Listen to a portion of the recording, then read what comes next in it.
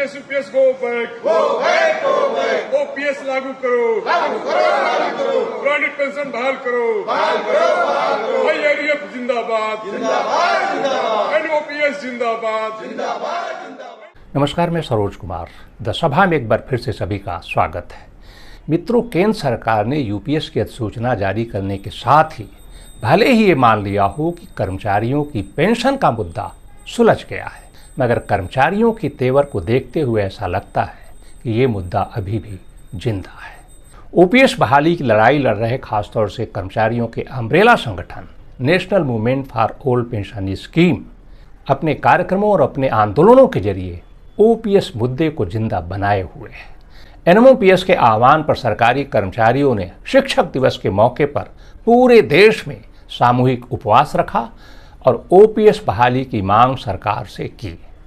देश के विभिन्न राज्यों, विभिन्न शहरों में सरकारी कर्मचारी हाथों में ओपीएस बहाली की मांग लिखी हुई तख्तियां लिए बड़ी संख्या में सामूहिक उपवास पर बैठे और ओपीएस बहाली तक इस आंदोलन को जारी रखने का सामूहिक संकल्प लिया। कर्मचारियों का आज का उपवास उनके आंदोलन के लंबे कार्यक्रम का एक हिस्सा था, जिसके तहत 1 अक्टूबर को कर्मचारी सोशल मीडिया एक्स पर ओपीएस के पक्ष में कैंपेन चलाएंगे और उसके बाद 25 नवंबर को दिल्ली में एक बड़ी रैली आयोजित करने की योजना है, जिसमें देश भर से हजारों की संख्या में कर्मचारी हिस्सा ले सकते हैं।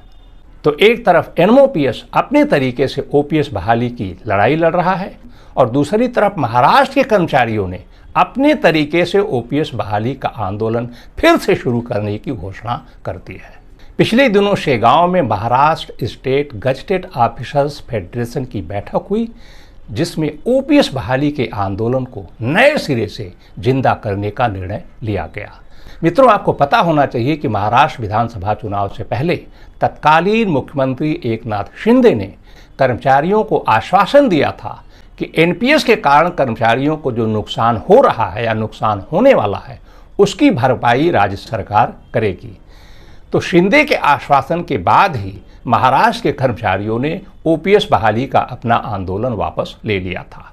मगर जैसे ही केंद्र सरकार ने यूपीएस की घोषणा की, महाराष्ट्र सरकार ने भी अपने यहाँ यूपीएस लागू करने की घोषणा कर दी और अब महाराष्ट्र के सरकारी कर्मचारी अपने आप को ठगा हुआ महसूस कर रहे हैं और इसीलिए उन्होंने ओपीएस बहाली का आंदोलन फिर से जिंदा करने का निर्णय लिया है। बहरहाल ओपीएस का ये ऊँट किस करवट बैठता है और बैठता भी है या चलता ही रहता है, ये आने वाला समय बताएगा। मगर हम आज भी अपनी उस राय पर कायम हैं कि ओपीएस देश हित में है, इसलिए सरकार को चाहिए कि वो कर्मचारियों के इस वाजिब मुद्दे पर गंभीरता के साथ विचार करे। तो आज के सभा में फिलहाल इतना ही। फिर मिलेंगे, जल्द मिलेंगे एक नए अपडेट के साथ। तब तक के लिए हमें दीजिए इजाजत। पुरानी पेंशन बहाल करो, पुरानी पेंशन बहाल करो।